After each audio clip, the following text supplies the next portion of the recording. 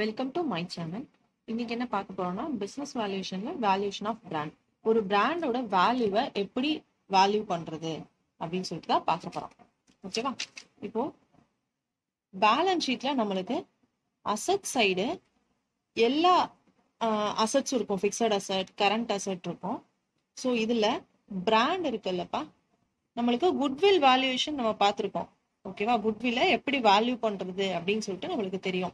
Super profit கண்டுபிடிச்சிட்டு அதை number half year பர்ச்சேஸ்ல நம்ம மல்டிப்ளை பண்ணோம்னா குட்வில்ல நம்ம வேல்யூ பண்ணலாம். ஸோ அதே மாதிரி தான் பிராண்டுக்கும் வேல்யூஷன் பண்ண போறோம். எப்படி நம்மளுக்குன்னு ஒரு ஒரு கம்பெனிக்கும் ஒரு ட்ரேட்மார்க்கான ஒரு பிராண்ட் இருக்கும். ஓகேவா? ஸோ அந்த பிராண்டோட வேல்யூ என்ன, ஓகேவா அப்படின்னு சொல்லிட்டு பார்க்க போறோம்.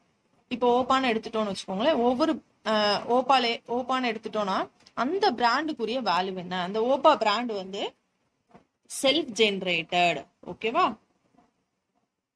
அந்த ஓப்பா கம்பெனிக்கு அந்த பிராண்ட் பர்டிகுலரா இருக்கிற ஓப்போ வந்து செல்ஃப் ஜெனரேட்டர் தான். ஓகேவா? ப்ராடக்ட் லைஃப் சைக்கிள் வந்து வரும். ஓகேவா? ப்ராடக்ட் லைஃப் சைக்கிள்ல நம்ம வந்து அது ஃபர்ஸ்ட் வந்து பர்த்ல இருந்து மெச்சூரிட்டி வந்து அண்ட் தென் டெக்லைன் வரைக்கும் இருக்கிற காஸ்ட் எல்லாத்தையும் சேர்க்கிறதா, அந்த எல்லா காஸ்ட்டுமே இந்த பிராண்ட் வேல்யூஷன்ல வரும். அது எவ்வளவு ரெவன்யூ கொடுத்தது. ஓகேவா? ஸோ இந்த பிராண்ட் வேல்யூ எப்படி கம்ப்யூட் பண்ணுவோம்னா, இதுதான் வந்து ஹிஸ்டாரிக்கல். ஃபர்ஸ்ட் இந்த பிராண்ட் வேல்யூவை நம்ம 4 டைப்ஸா வந்து வேல்யூ பண்ண போறோம். ஓகே, ஃபர்ஸ்ட் வந்து historical cost method. So historical cost மெத்தட்ன்றது அந்த கம்பெனியை, அந்த பிராண்டை கிரியேட் பண்ணியிருக்காங்க. ஓகேவா? From the origin itself they created the brand value of particular product. ஓகேவா? ஸோ செல்ஃப் ஜென்ரேட்டரா இருக்கிறதா இந்த ஹிஸ்டாரிக்கல் காஸ்ட்ல வரும். அண்ட் தென் அதோட இதுல பாத்தீங்கன்னா பிராண்ட் வேல்யூ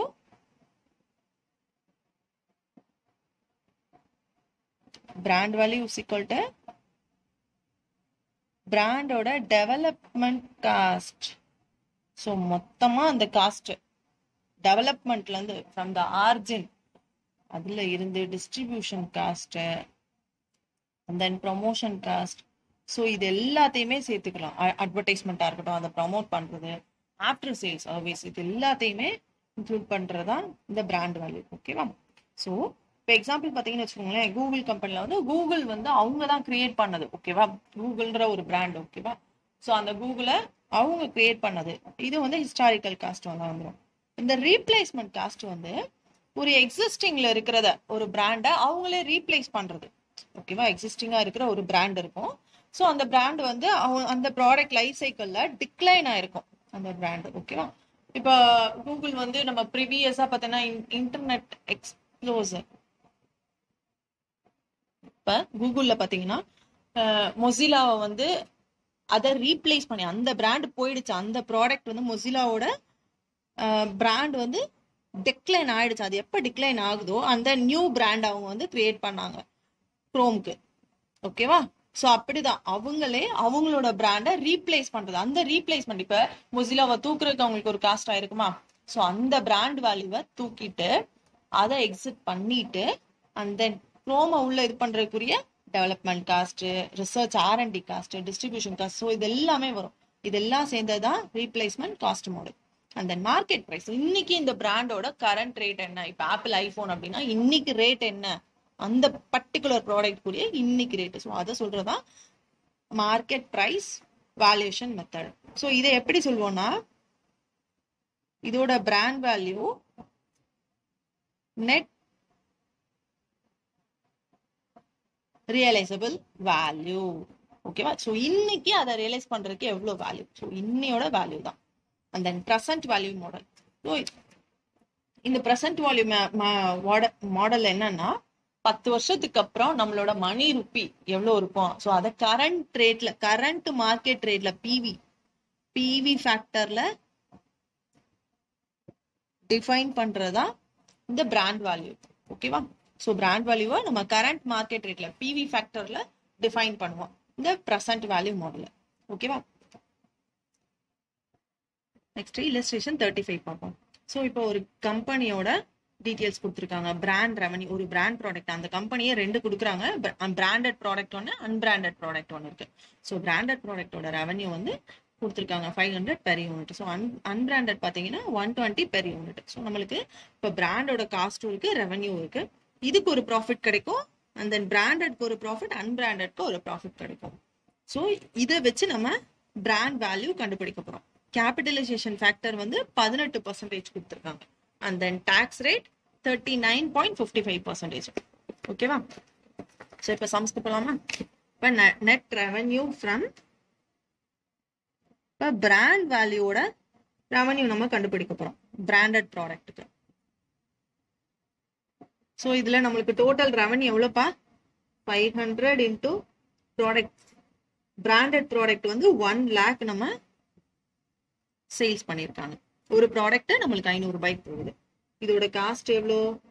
காஸ்ட் வந்து 350 இன்ட்டு அதுவும் 1 lakh. ஓகேவா? ஸோ இப்போ நம்மளுக்கு நெட் ரெவன்யூ கிடைச்சிரும்.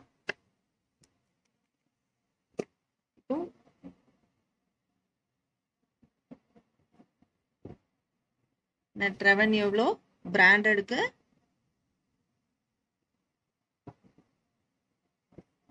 150 lakhs. ஓகே, அந்த இப்போ அன்பிராண்டடோட நெட் ரெவன்யூ கண்டுபிடிக்க போறோம். Net revenue unbranded product is equal to unbranded எவ்வளோப்பா? 350. அதை எவ்வளோ யூனிட்ஸ் நம்ம விற்கிறோம்? Sorry 120 sorry extremely 120 into 40,000 unit. இதுதான் நம்ம ரெவன்யூ. அண்ட் தென் அதோட காஸ்ட் எவ்வளோப்பா? அன்பிராண்டட்க்கு 100 into 40,000. ஓகேவா?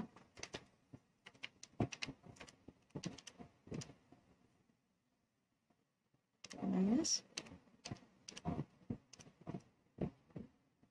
8 lakhs வந்து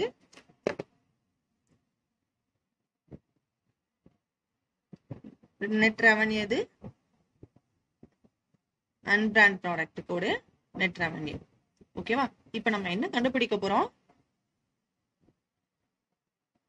கம்ப்யூட்டேஷன் ஆஃப் பிராண்ட் வேல்யூ. பிராண்டோட வேல்யூ நம்மளுக்கு அதுல இருந்து எவ்வளவு லாபம் கிடைச்சதுன்னு தெரிஞ்சிருக்கு. நம்மளுக்கு என்ன இன்ஃபர்மேஷன் கொடுத்துருக்காங்க? கேபிட்டலைசேஷன் ஃபேக்டர் வந்து 18%. ஓகேவா? ஸோ இந்த ரெண்டு இன்ஃபர்மேஷன் வச்சுதான் நம்ம இதோட பிராண்ட் வேல்யூ கண்டுபிடிக்க போறோம்.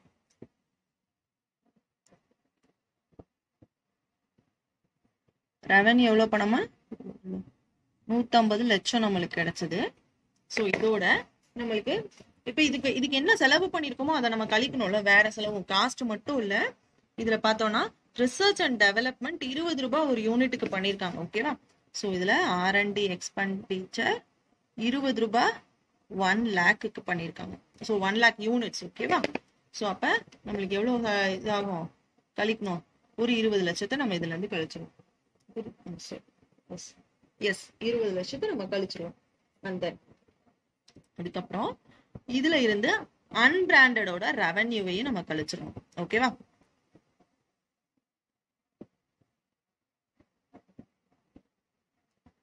அன்பிராண்டட் ரெவன்யூவையும் கழிச்சிடணும். நீங்க கேட்கலாம், ஏன் நம்ம அன்பிராண்டடோட ரெவன்யூவை கழிக்கிறோம் அப்படின்னு சொல்லிட்டு. இப்போ ஒரே கம்பெனி 2 பொருளையும் விற்கிறாங்க. இப்ப நம்ம கண்டுபிடிக்க போறது ஒரு இதோட லாபத்தை கிடையாது. ஓகேவா? பிராண்டோட லாபத்தை நம்ம கண்டுபிடிக்கல. இது தனியா எவ்வளவு லாபம் கிடைச்சது அப்படின்னு சொல்லிட்டு இப்ப அந்த நம்பர் ஆஃப் யூனிட்ஸ் போட்டே நம்ம கண்டுபிடிச்சிட்டோம். ஓகேவா? இப்போ ஒரே கம்பெனி பிராண்டட் அண்ட் அன்பிராண்டட் ரெண்டையுமே விற்கிறான். ஓகேவா? சோ இதுல அன்பிராண்டடோட சேல்ஸ்னால பிராண்டும் வித்திருக்கோம், பிராண்டோட சேல்ஸ்னால அன்பிராண்டடும் பொருளும் வித்திருக்கும். ஓகேவா? சோ ரெண்டுமே இன்டர் ரிலேட்டட் தான், ஏன்னா ஒரே கம்பெனி விற்கிறாங்க. ஸோ அதனால இதோட ரெவன்யூவை நம்ம இதுல கழிச்சிடறோம். லாபத்தை, இதனால எவ்வளவு லாபம் வந்ததோ அதையும் நம்ம கழிச்சிடறோம்.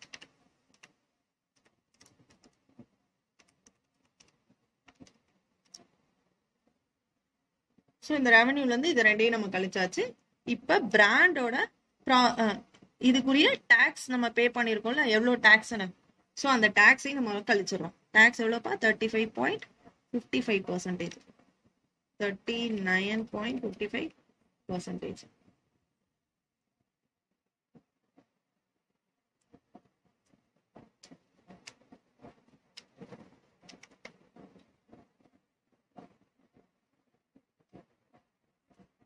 ஸோ இதுதான் என்னோட ப்ராஃபிட். இது ரெவன்யூ தானேப்பா, மொத்த ரெவன்யூ. ப்ராஃபிட் ஆஃப்டர் டேக்ஸ், டேக்ஸும் போனதுக்கு அப்புறம் ஃபார் பிராண்ட். ஸோ அந்த பிராண்டோட ப்ராஃபிட் ஆஃப்டர் டேக்ஸ் நான் கண்டுபிடிச்சாச்சு. ஓகேவா, பிராண்ட் ப்ராடக்ட். இதோட பிராண்ட் வேல்யூ கண்டுபிடிக்க போறோம். பிராண்ட் வேல்யூ equal to இந்த PAT ஃபார் இதுக்கு என்ன ஃபார்முலானா profit after tax for brand divided by capitalization rate. So இந்த capitalization rate இதுல நான் டிவைட் பண்ண போறேன். divided by எவ்வளவு பையன capitalization rate 18%. டிவைட் பண்ணேன்னா divided by 40971666. So இதுதான் என்னோட பிராண்ட் வேல்யூ. ஸோ இப்போ நம்ம பிராண்ட் வேல்யூ கண்டுபிடிச்சாச்சு. இது ஒரு சிம்பிள் சம் தான். மேபி இது ஒரு 4 மார்க்ல கேட்கலாம். நெக்ஸ்ட் ஒரு அட்ஜஸ்ட்மெண்ட்ஸ் நிறைய இருக்கிற நெக்ஸ்ட் சம் பார்க்கலாம். ஸோ நம்ம நெக்ஸ்ட் இல்லஸ்ட்ரேஷன் பார்க்கலாம். இல்லஸ்ட்ரேஷன் 36. ஓகேவா. ஸோ இந்த சம் பார்த்தீங்கன்னா ஜூன்ல கேட்டிருக்காங்க. ஜூன் 2015, 16, 18. இதோட ஜூன் நடக்கல. இது ஜூன் தாமா டிசம்பர் என்னன்னு தெரியல, பார்க்கலாம். இந்த சம்மை பார்த்துருவோம் நம்ம. ஸோ இதோட பர்டிகுலர்ஸ் பார்த்தீங்கன்னா இந்த கம்பெனி பர்டிகுலர்லி பிராண்ட் மட்டும்தான் வச்சிருக்காங்க, அன்பிராண்டு இல்லவே இல்லை. இவங்ககிட்ட அன்பிராண்டே இல்லை. ஸோ அதனால அதோட ரெவன்யூ நம்ம கழிக்கணும் அப்படின்னு சொல்லிட்டு எந்த அவசியமும் இல்லை. இதோட 3 வருஷத்தோட ப்ராஃபிட் கொடுத்துருக்காங்க. Okay. And loss on asset, ஒரு அசெட்டை வித்துருக்காங்க, அதனால அவங்களுக்கு கிடைச்ச லாஸ் 2014, 16ல கொடுத்துருக்காங்க. And then operating income, non operating income நம்மளுக்கு கிடைச்சிருக்கு. ஸோ அதையும் சொல்லியிருக்காங்க. அண்ட் தென் இதுதான் முக்கியமான பாயிண்ட், இன்ஃபிளேஷன் ஆயிருக்குப்பா. 2015ல இன்ஃபிளேஷன் ரேட்டு, 16ல இன்ஃபிளேஷன் ரேட். ஓகேவா. ஸோ இந்த இன்ஃபிளேஷன் ரேட் என்னன்னா, இந்த வருஷம் எனக்கு போன 2016ஓட இன்ஃபிளேஷன் பார்த்தீங்கன்னா 2015 டிபெண்ட் பண்ணியிருக்கோம். ஓகேவா. 2016 அப்போ ₹1 வச்சுக்கணும். 15க்கு தான் இந்த 15% எடுத்துக்கணும். அண்ட் தென் இந்த 2015க்கு 9% கொடுத்துருக்கணும். அதுக்கு பிஃபோர் இயர்ஸா எடுத்துக்கணும் இந்த 9%. ஓகேவா. சம் செய்யும் போது நான் எப்படின்னு சொல்றேன். If the capitalisation factor considering internal and external value drive to the brand is 14. And then brand வேல்யூவை கம்ப்யூட் பண்ண சொல்லியிருக்காங்க. டாக்ஸ் ரேட்டும் கொடுத்துருக்காங்க. ஓகேவா. இப்போ சம்ஸ்குள்ள போயிடலாம். Profit before interest and tax. So நான் மூணு வருஷத்தோட ப்ராஃபிட்டை நான் அப்படியே எழுதியிருக்கேன். And then loss on sale of asset. இந்த சேல் ஆஃப், இப்போ எனக்கு ப்ராஃபிட் கிடைச்சிருச்சுப்பா. இதுல இந்த சேல் ஆஃப் அசெட் இருக்குல்ல, நான் ஒரு சொத்தை வித்திருக்கேன். ஸோ அந்த அசெட்டை, அதுல இருக்கிற லாஸை நான் என்ன பண்ணிருப்பேன், என்னோட P&L அக்கௌண்ட்ல நான் ஒரு எக்ஸ்பென்சஸ், எனக்கு ஒரு நஷ்டம் அப்படின்னு காமிச்சு அதை கழிச்சிருப்பேன். ஒரிஜினலா அது என்னோட பிராண்டை வித்ததுனால, பிராண்டுனால எதுவும் லாஸ் ஆப்பா இல்ல. என்னோட வியாபாரம் வந்து வாங்கி விற்கிறதுன்னு வச்சுக்கோங்களேன். இந்த கம்பெனி ஒரு மேனுஃபேக்சரிங்கா இருக்கு, அந்த பிராண்டை உற்பத்தி பண்ணி சேல்ஸ் பண்றாங்க. அதுக்கும் இந்த லாஸ் ஆஃப் சேல், இது வந்து என் கம்பெனில இருந்து ஒரு சொத்து, ஒரு ஃபர்னிச்சரா இருக்கலாம், நான் யூஸ் பண்ண ஒரு பிளான்ட் அண்ட் மிஷினரி பழசாயிடுச்சுன்னு வித்தது. இது என்னோட ப்ராஃபிட், என்னோட டே டு டே பிசினஸ் ஆக்டிவிட்டியை இது டிபெண்ட் பண்ணாது. ஸோ இதனால இந்த லாஸை நான் என்னோட P&L வந்து நான் ஏற்கனவே கழிச்சிட்டேன். அதனால இதை நான் ஆட் பேக் பண்றேன். ஓகேவா. ₹3, இங்க ₹18. அதே மாதிரி இங்க நான் ஆப்ரேட்டிங் இன்கம், நான் ஒரு ரெண்ட், ஒரு இடத்த வச்சிருக்கேன், அதை ரெண்ட் விட்டு அதுல எனக்கு ஒரு இன்கம் கிடைச்சிருக்கு. இந்த இன்கமை நான் என்னோட P&L அக்கௌண்ட்ல கிரெடிட் சைட் போட்டிருக்கேன். அதனால என்னோட லாபம் கூடி இருக்கு. ஓகேவா. சோ இதை வந்து என்னோட பிராண்ட் வேல்யூக்கு நான் எடுத்துக்க கூடாது. ஏன்னா என்னோட பிராண்டுக்கும் நான் ஒரு வீடை வாடகைக்கு விட்டதுக்கோ, என்னோட ஒரு இடத்த வாடகைக்கு விட்டதுக்கோ, இல்ல வேற ஏதாவது இன்வெஸ்ட்மெண்ட் பண்ணி அதுல ஒரு இன்கம் கிடைச்சிருக்கலாம். அதுக்கோ என்னோட பிராண்டுக்கோ சம்பந்தமே கிடையாது. நான் இப்ப கண்டுபிடிக்க போறது என்ன, வேல்யூ ஆஃப் பிராண்ட். சோ அந்த வேல்யூ ஆஃப் பிராண்டுக்கு இந்த இன்கம் தேவையில்லை. சோ அதனால என்ன பண்றேன், ஏற்கனவே ஆட் பண்ண ஒரு ஐட்டத்தை நாம இப்போ மைனஸ் பண்றோம். ஓகே. இப்ப நம்ம பிராண்ட் வேல்யூ கண்டுபிடிக்கலாம்.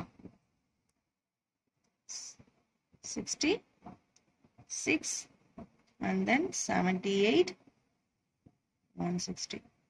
ஓகே. and then இப்ப நம்ம என்ன பண்ண போறோம், சோ இப்ப பிராண்ட் வேல்யூ நம்ம கண்டுபிடிச்சாச்சு. ஸோ இப்போ பிராண்ட் வேல்யூ நம்ம போட்டாச்சு. And then inflation. இப்போ எனக்கு பிராண்ட் வேல்யூல என்னோட இன்ஃப்ளேஷன் ரேட்டும் இருக்கு, பணம் வீக்கமும் இருக்கு. ஸோ இதை நம்ம கழிக்க போறோம். சாரி, கரெக்ட், அட்ஜஸ்ட் பண்ண போறோம். கழிக்கல, அட்ஜஸ்ட் பண்ண போறோம். ஸோ இப்போ 2016க்கு என்ன எவ்வளவு சொன்னாங்க? 15% கொடுத்துருக்காங்க சம்பளம். ஓகேவா? 2016க்கு 15%. அண்ட் தென் 2015க்கு 9% கொடுத்துருக்காங்க. ஓகேவா? இப்போ 2015க்கு எனக்கு எவ்வளோன்னு வச்சுக்கணும்? நம்ம ₹1 வச்சுக்க போனோம். ஓகேவா? ஸோ இது ₹1. இதுக்கு முன்னாடி இருக்கிற இயர்ல இந்த 15%, 16க்குரிய 15% நம்ம ஆட் பண்ணிக்கணும். ஸோ 15% ₹1. அண்ட் தென் இங்க போடும் போது இப்போ நீங்க கேட்கலாம், இப்போ ஆல்ரெடி வந்து இங்க ஒரு 15% இருக்கு, 1.1 இதோடதும் இருக்கு. அண்ட் தென் ஒரு 9% இருக்கு. So 1.09 into 1.09 is equal to இதோட இன்ஃப்ளேஷன் ரேட் எனக்கு எவ்வளோ? 1.25. ஸோ இப்போ இன்ஃப்ளேஷன் அட்ஜஸ்டட் ஃபேக்டர் கண்டுபிடிச்சாச்சு. ஸோ இன்ஃப்ளேஷன் அட்ஜஸ்டட் ஏர்னிங்ஸ் எவ்வளோன்னு பார்க்க போகிறோம். ஸோ ஒன்றும் இல்லை, இந்த பிராண்ட் வேல்யூவையும் இதையும் நான் மல்டிப்ளை பண்ண போகிறேன். இதை ஏ பின்னு டினோட் பண்ணுறேன், ஏ இன்ட்டு பி. ஓகேவா? So 66 into 1.25. 82, அதே மாதிரி 78, 1.15. ஓகே, 89.70, இங்க 160. ஓகேவா? அந்த இப்போ எனக்கு இன்ஃப்ளேஷன் அட்ஜஸ்டட் ஃபேக்டர் எனக்கு கிடைச்சிருச்சு. ஸோ இதுக்கு வந்து நான் வெயிட் கொடுக்க போறேன், வெயிட்டேஜ் வந்து நான் போட போறேன். இப்போ லாஸ்ட் இயர் தானேப்பா, இதானப்பா என்னோட கரண்ட் இயர். 2016 தான் என்னோட கரண்ட் இயர். ஸோ இதுக்கு கரண்ட் இயர் வந்து நம்ம ரிவர்ஸ் தானே வருவோம், 3 to 1. ஓகே, அண்ட் தென் இதோட ப்ராடக்ட். ஸோ இந்த அட்ஜஸ்டட் இன்ஃப்ளேஷன் இருக்குல்ல, அது பிளஸ் வெயிட்டேஜ், இது ரெண்டையும் நான் மல்டிப்ளை பண்ண போறேன். 82.50 and then into 179.40 and then 160 into இதோட weight எவ்வளோ? 3. 480. ஓகே, இப்போ என்னோட வெயிட்டேஜ் ஃபுல்லாத்தையும் ஆட் பண்ணிட்டு அதுல இருந்து நம்ம சாரி வெயிட்டேஜ் ப்ராடக்ட் இருக்குள்ளப்பா, வெயிட்டட் ஆவரேஜ் ஏர்னிங்ஸ், இது எல்லாத்தையும் ஆட் பண்ணி நான் இந்த வெயிட்டேஜால டிவைட் பண்ண போறேன். 9.40 plus 480 divided by 1 plus 2 plus 3. So divide பண்ணோம்னா 7.40 plus 8.5 82.5 82.5. Okay, divided by 6. Okay, 123.65. இதுல இருந்து நம்ம இப்ப என்ன கழிக்க போறோம்? வெறும் டாக்ஸ் தான் நம்ம கழிக்க போறோம். டாக்ஸ் ரேட் எவ்வளவு? 35% into 35%. மைனஸ் பண்ணோம்னா எனக்கு எவ்வளவு வருது? 80.37. ஓகேவா? இப்ப வந்து நம்மளுக்கு இதுதான் நம்மளோட பிராண்டோட ஏர்னிங்ஸ் ஆஃப்டர் டாக்ஸ். டாக்ஸ்க்கு அப்புறம் நம்மளோட பிராண்டோட ஏர்னிங்ஸ் கண்டுபிடிச்சாச்சு. இப்போ நம்மளுக்கு கேபிட்டலைசேஷன் ஃபேக்டர் எவ்வளவுப்பா கொடுத்துருக்காங்க? கேபிட்டலைசேஷன் ஃபேக்டர் வந்து 14%. Brand value is equal to brand earnings after capitalized factor, sorry, after tax into capitalized factor. So இதை மல்டிப்ளை பண்ண போறோம்.